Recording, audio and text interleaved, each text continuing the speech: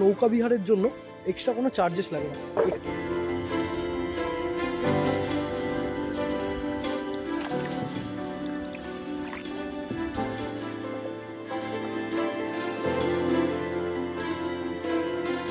এই নাম্বারে ডাইরেক্ট যোগাযোগ করে নাও, বুক করে নাও, সাথে স্পেশাল ডিসকাউন্ট। চলো।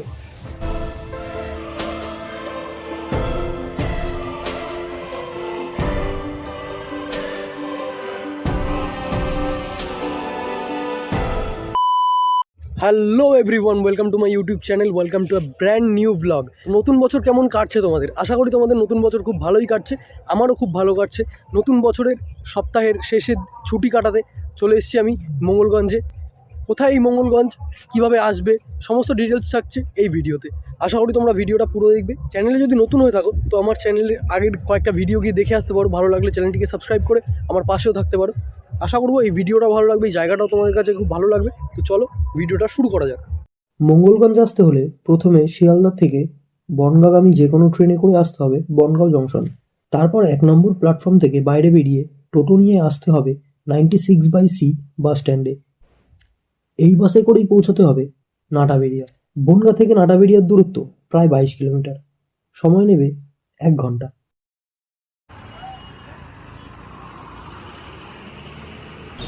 তো জাস্ট বাস থেকে নামলাম বনগাঁ স্টেশন থেকে।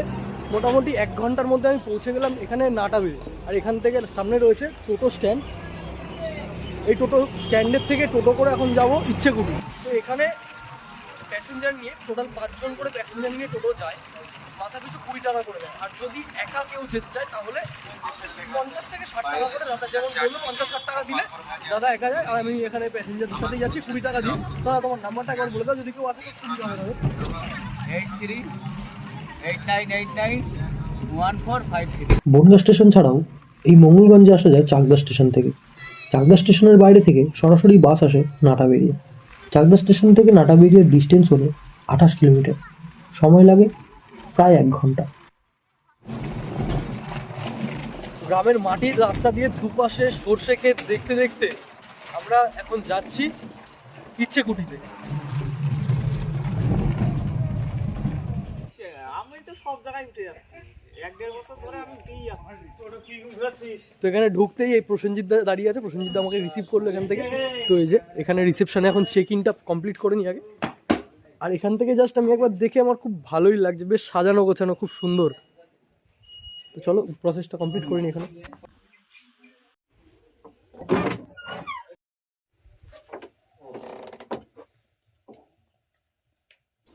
ভেতরে এখানে ফ্যান রয়েছে, এখানে সুইচ বোর্ড রয়েছে। ছোট ট্রেনগুলোতে দাঁড়াতে খুব অসুবিধা হয়, কিন্তু এটার হাইট যথেষ্ট উঁচু, এখানে স্পেসিয়াস যথেষ্ট। একজনের জন্য ঠিক আছে, খুব ভালো। হাত মুখ ধুয়ে ফ্রেশ হতে না হতেই ডাক চলে এসছে দুপুরে খাওয়ার জন্য। পেটে যথেষ্ট খিদে পেয়েছে। চলো, এটা হচ্ছে এখানের খাবার জায়গা। আর এখানে হচ্ছে রান্না। আসলাম। হ্যাঁ, এই যে রামদা। আর এখানে সব রান্না হচ্ছে। এখানে একদম গরম গরম টাটকা মাছ ভাজা হচ্ছে। আমার খাবার দিকে রেডি, আমাকে বারবার বলছে চলো খেয়ে নিতে। খিদেও পেয়েছে, চলো খেয়ে নিই আগে।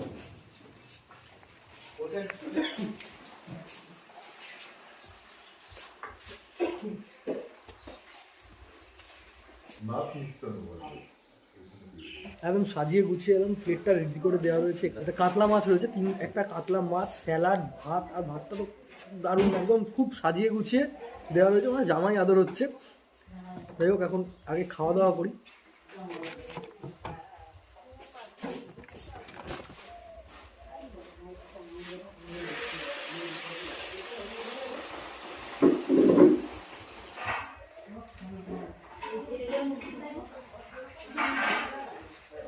খুব সুন্দর রান্না, সবাই ডালটা খেয়েছি। আস্তে আস্তে খাবো, তোমাদেরকে আস্তে আস্তে বলবো রান্নার কোয়ালিটি দারুণ। এখানে স্পেশালি দুপুরবেলায় চিংড়ি মাছটা করা হয়, কিন্তু আজকে এখানে চিংড়ি মাছটা যেহেতু করা হয়নি, তো এখানে ফুলকপি রয়েছে, বাঁধাকপি রয়েছে মাছের মাথা দিয়ে, আর সাথে বেগুন ভর্তা রয়েছে। বেগুন ভর্তাটা আমি খেলাম, দারুণ ভালো লাগলো।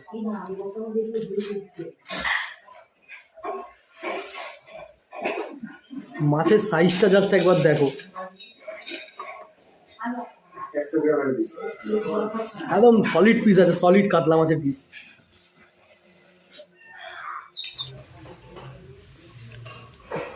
দইতে আমার না নেই, শেষ পাতে দই মানে বাঙালির কাছে ইমোশন। আর আমি দই খেতে খুব একটু বেশি ভালোবাসি, তো ভাই জিজ্ঞাসা করছে আর একটু দেবো, হ্যাঁ অবশ্যই, দিতে কোনো না নেই দইতে। দইয়ের পরে মিষ্টিও চলে এসছে, বাহ মিষ্টি আর যাবে না, ঠিক আছে আর লাগবে না, পেট ভর্তি হয়ে গেছে পুরো।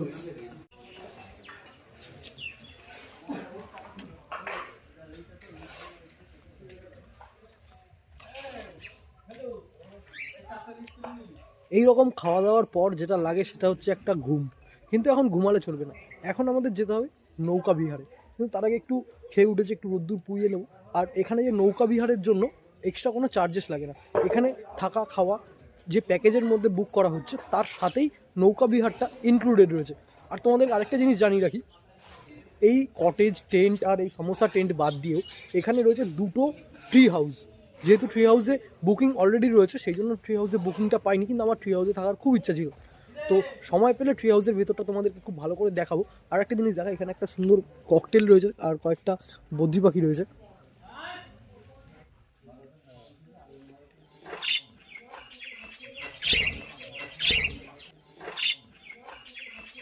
তাছাড়াও বিকেলে রয়েছে বাম্বু চিকেন।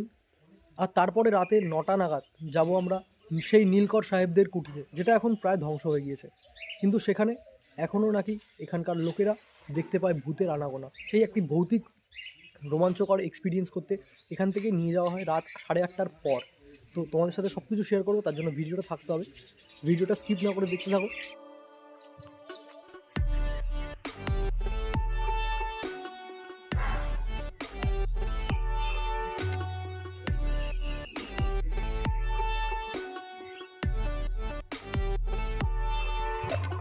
হ্যালো গাইজ, খাওয়া দাওয়া কমপ্লিট করে একটু রেস্ট নিলাম, দেখলাম বেশ ঠান্ডা ঠান্ডা লাগছে। তো আমাকে কটেজ থেকে বললো যাও গিয়ে বোটে ঘুরে আসো, বলে দিল যেখান থেকে সোজা যাও মাঠের মাঝখান থেকে একটা রাস্তা আছে, তো ওখান থেকে গেলেই তুমি দেখতে পাবে বোট আছে। ইচ্ছেকুটি থেকে এসছি বললেই আমাকে বোটে করে নিয়ে যাবে, 1 ঘন্টা ঘোরাবে। এখানে এই জায়গাটা একটা খুব সুন্দর একটা পিকনিক স্পট, এখানে পিকনিক করতে আসে লোকেরা, এই জায়গাটা দেখলে বোঝা যাচ্ছে। এই মাঠে ভালোই পিকনিক করে। আর এখানে এই সাইডটা তো, এটা হচ্ছে ইছামতি নদীর একটা সাইড। কোনো এক সময় এই নদীতেও চলতো পালতোলা নৌকা, হতো জোয়ার ভাটা, কিন্তু এখন এখানের নদী যেন স্তব্ধ। এখানের লোকেদের কাছে জানতে পারলাম চিংড়ির ফিশারির জন্য ধীরে ধীরে এখানকার ইছামতি নদীর আজ এই অবস্থা। আমার একপাশে রয়েছে বিভূতিভূষণ অভয়ারণ্য বা পারমাদান ফরেস্ট। এই অভয়ারণ্যে রয়েছে বেশ কিছু হরিণ, জঙ্গলি খরগোশ, হনুমান ও প্রচুর পাখি। মনের কোণে এক আশা নিয়ে ভেসে পড়লাম জলে, যদি জঙ্গল থেকে কোনো পশু বেরিয়ে এসে দেখা দেয়। বলতে না বলতেই দেখা পেলাম এক হনুমানের। এখানে প্রচুর লোক ঘুরতে আসে, কিন্তু কারণ জায়গাটা সত্যি খুব সুন্দর। এখানে একদিন দিনের দিন ঘুরে তোমরা চলেও যেতে পারো, কারণ এখানে যারা পিকনিক করতে আসে তারা এই জন্যই আসে যে এই গ্রাম বাংলার এই পরিবেশ। আর একটা কথা কি, পিকনিক করার জন্য আমি দেখেছি আমার চারিপাশের লোকেদের, কোথায় পিকনিকে যাবো, কোথায় পিকনিকে যাবো। আরে এত সুন্দর একটা জায়গা রয়েছে তো পিকনিকের।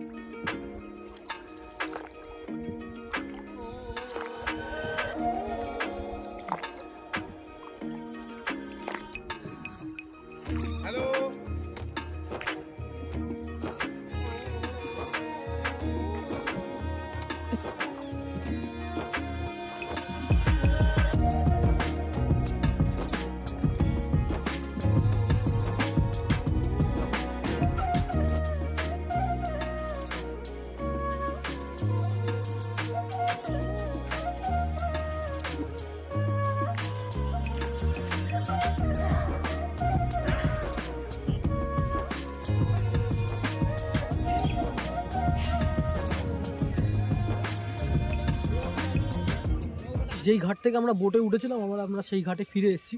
আর তোমাদেরকে একটা কথা জানিয়ে রাখি, একদম ঘাটের অপোজিটে ওখানে যে বিল্ডিংটা রয়েছে ওটা হচ্ছে টিকিট কাউন্টার এই অভয়ারণ্যে প্রবেশ করার জন্য। তোমরা এসে কেউ যদি এই অভয়ারণ্যের ভিতরে ঘুরতে যেতে চাও, 100 টাকা করে হচ্ছে টিকিট, আর তোমাদেরকে এখান থেকে 10 টাকা করে দিতে হবে তোমাদের ওপারে যাওয়ার জন্য।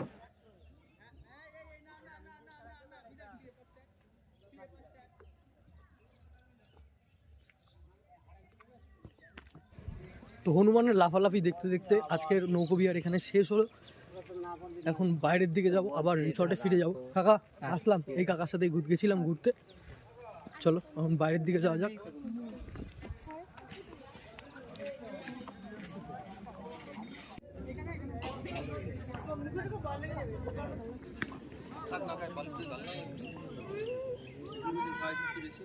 আঠেরোশো 1757 সালেরও আগে তৈরি হওয়া এই বাড়িটি এখনও সাক্ষী হয়ে দাঁড়িয়ে আছে ইংরেজদের করা নীল চাষিদের উপর সেই নির্মম অত্যাচারের।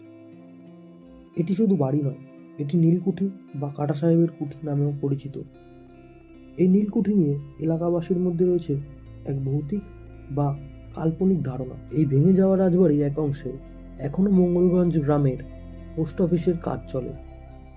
যেহেতু বাড়িটা পুরো ভগ্নপ্রায়, সেই জন্যই বাড়ির উপরে দোতলায় যাওয়া একদম পুরো বারণ। তো এখানে একটা পোস্টার আছে, তোমাদেরকে দেখাচ্ছি। এই পোস্টারে লেখা রয়েছে যে উপরে যাওয়া একদমই বারণ। পোস্টারটা একবার দেখে নাও।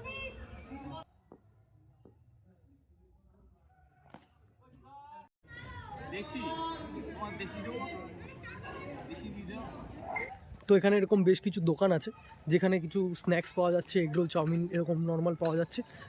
নর্মালি তুমি সেগুলো খেতে পারো, আর না হলে তুমি সেগুলো নিয়ে বোটে গিয়ে সেগুলো দিয়ে খেতে পারো। এবার সেগুলো দিয়ে খেলে এরকম হতে পারে। তো এবার তুমি ভেবে দেখো, তুমি নর্মাল শুধু ওটা খাবে না এটা দিয়ে খাবে। ইটস আপন ইউ। তো সবচেয়ে ভালো যেটা হয়েছে, ওখানে যারা পিকনিক করছিল এতক্ষণ তারা পুরো শান্ত ছিল, এক ফোঁটা গান চালায়নি। এখন আমি চলে আসার পরে এখন গান চালিয়েছে। তখন যদি গান চলতো তাহলে খুব অসুবিধা হতো ভিডিও করতে। হোমস্টেতে ফিরে আসার সময় দেখলাম ইচ্ছে কুটি ছাড়াও এখানে রয়েছে টয়লাইট ক্যাম্প এবং ইজি ফিশোর কয়েকটি ক্যাম্প। তো ক্যাম্পে এসে দেখি ক্যাম্পের ভোল পুরো বদলে গেছে। যদি ক্যাম্পটার সন্ধ্যেবেলার একটা অন্যরকম সৌন্দর্য না থাকে তাহলে সন্ধ্যেবেলাটা ক্যাম্পে ঠিক জমে না। যদি বাইরে কোথাও যাওয়ার থাকে তখন ঠিক আছে, কিন্তু যদি ক্যাম্পে থাকতে হয় তাহলে সন্ধ্যেবেলায় এরকম একটা পরিবেশ খুব দরকার। এখানে বাম্বু চিকেন রেডি। এখন আগে যে ম্যারিনেট করা চিকেনটা রাখা ছিল সেই চিকেনটা এখন এই বাসের মধ্যে ঢোকানো হবে। এই হোসেন হোসেন বাটারটা কাট। ছেড়ে দে ছেড়ে দে ছেড়ে দে, বড় আছে তো অসুবিধা নেই। আমি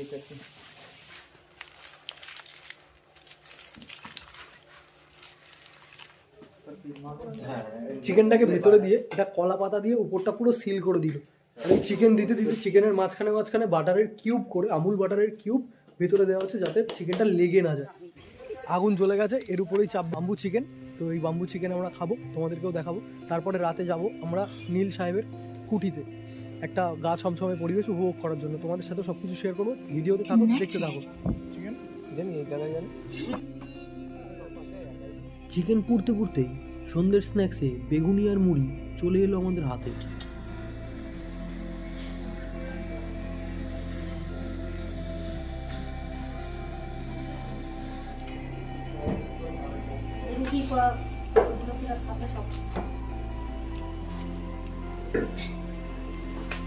বাইরে করে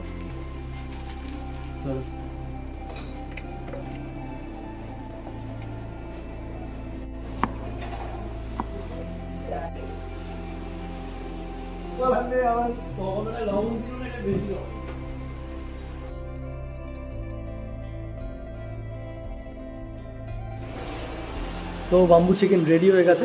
এবার আমরা বাম্বু চিকেনটা খেয়ে তারপরে আমরা যাবো নীল সাহেবের কুটিতে। খুব সুন্দর একটা সন্ধ্যা কাটাচ্ছি। তোমরাও যদি এরকম খুব সুন্দর একটা সন্ধ্যা কাটাতে চাও অবশ্যই এখানটায় ভিজিট করো।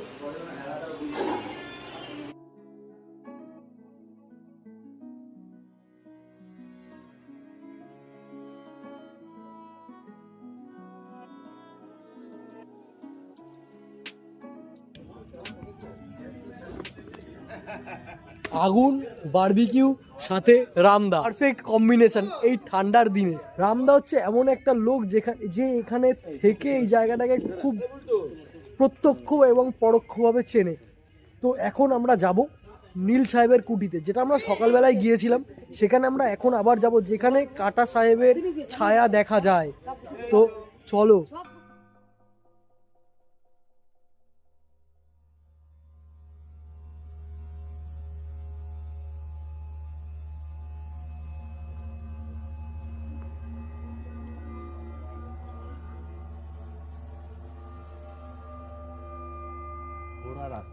ঠিক আছে, ঘোড়া থাকতো এখানে। ঘোড়া থাকতো। আর এর যে পাটটা তোমাকে বলছিলাম না, সোজা করে আর একটা পাট ছিল, এখন ভেঙে গেছে, কিছুই নেই, কেননা ওই দেখো সব মাটি হয়ে আছে, ইট ফিটগুলো পড়ে আছে।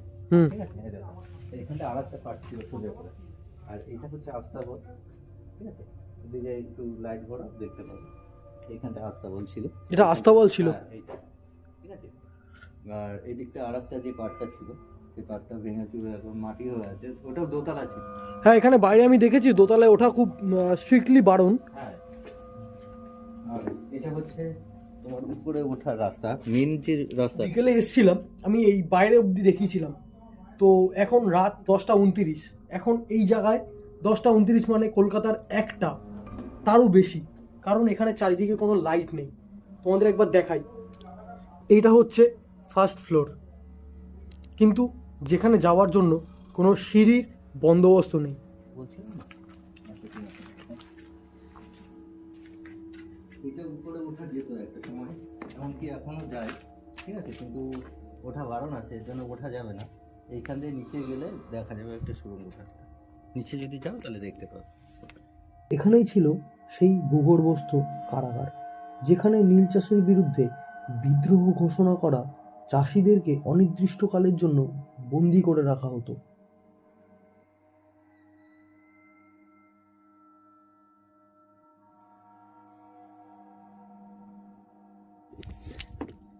তো যেমনটা তোমরা দেখলে, এখানে একটা সুড়ঙ্গের রাস্তা রয়েছে, যেখান থেকে নিচে যাওয়ার জন্য একটা গুপ্ত রাস্তা করা রয়েছে। এখন এখান থেকে যাওয়াটা যথেষ্ট বিপজ্জনক, তাই জন্য এই জায়গাটাকে বন্ধ করে দেওয়া হয়েছে, যাতে এখান থেকে গিয়ে কারোর বিপদ না ঘটে।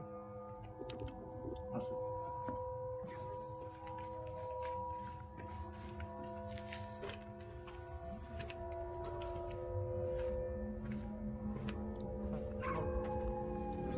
আসবো।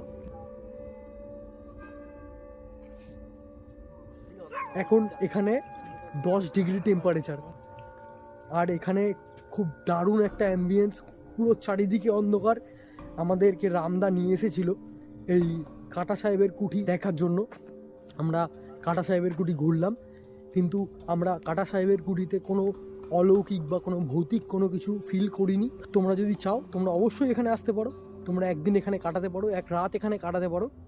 তো এখন আমরা যাচ্ছি হোটেলের দিকে। সামনের দিকটা দেখো, পুরোপুরি অন্ধকার।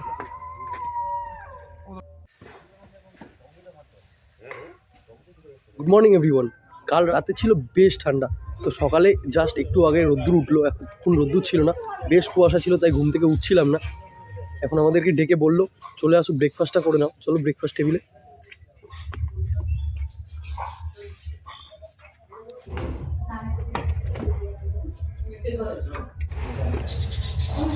লুচি, একটা ডিম সিদ্ধ, আলুর তরকারি, আর রয়েছে একটা মিষ্টি। সকাল সকাল এটা দিয়ে পেটটা ভরাই।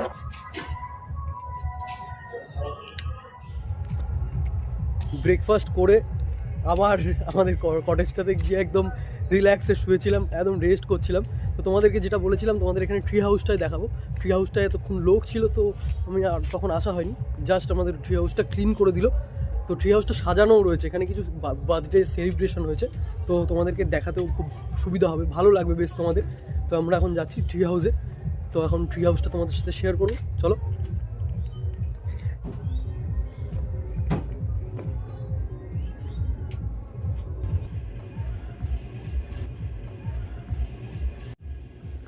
তো এখানে যে খাটে 4 জন যদি নিজেরা আসো তাহলে 4 জনের হয়ে যাবে। এখানে একটা রয়েছে মিরর, একটা টেবিল দিয়ে রয়েছে, এপাশেও একটা ব্যালকনি আছে, যেখান থেকে একদম সোজা এপাশ থেকে দেখা যায় ক্ষেত।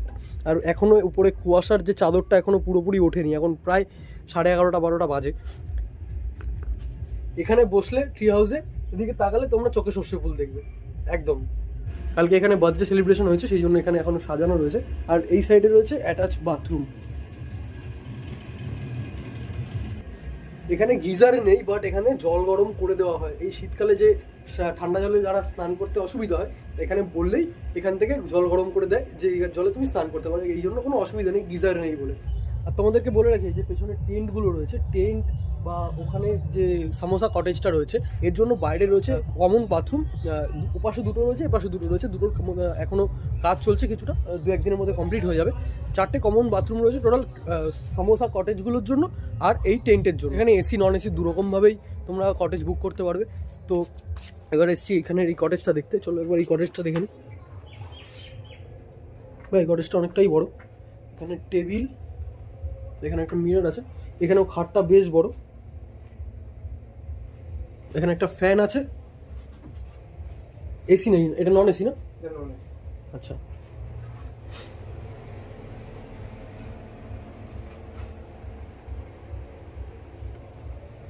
বাথরুমটা ঠিকঠাক পরিষ্কার, কোনো অসুবিধা নেই। তো এগুলোর দাম তোমাদের সাথে একটু পরে শেয়ার করছি। তো আমরা এখন হোমস্টে থেকে বেরোনোর জন্য একদম রেডি। তো এখন তোমাদেরকে যে ডিটেলসগুলো দেওয়ার সেগুলো দেওয়ার পালা। তো একবারে চলো সরাসরি এখানে রামদার সাথেই কথা বলে নিই, রামদাস থেকে জেনে নেবো সব ডিটেলস। তো রামদার থেকে এখন শুনে নেবো এখানের এই হোমস্টের যে প্যাকেজের যা দাম আছে। রামদা অডিয়েন্সকে একটুখানি প্যাকেজের দামগুলো একটু বলে দাও। আমাদের টেন্ট আছে, টেন্ট হচ্ছে আপনার 999। সমোসা কটেজ আছে, ওটা হচ্ছে আপনার 1099। কটেজ আছে অ্যাটাচ বাদ দিয়ে, ওটা হচ্ছে আপনার 1399। আমার দুটো টি হাউস আছে, টি হাউস 1699। আর বোটিং আছে 1 ঘন্টা বোট রাইড ফ্রি আছে, রাতের নাইট সাফারি ফ্রি আছে, আর বনফায়ার থাকে, ওটাও আপনার প্যাকেজের মধ্যে। তো দুপুরের লাঞ্চ থেকে পরের দিন ব্রেকফাস্ট পর্যন্ত পুরো প্যাকেজে ইনক্লুড থাকে। রাতে আবার নীলকুঠিতে ঘুরতেও নিয়ে যায়।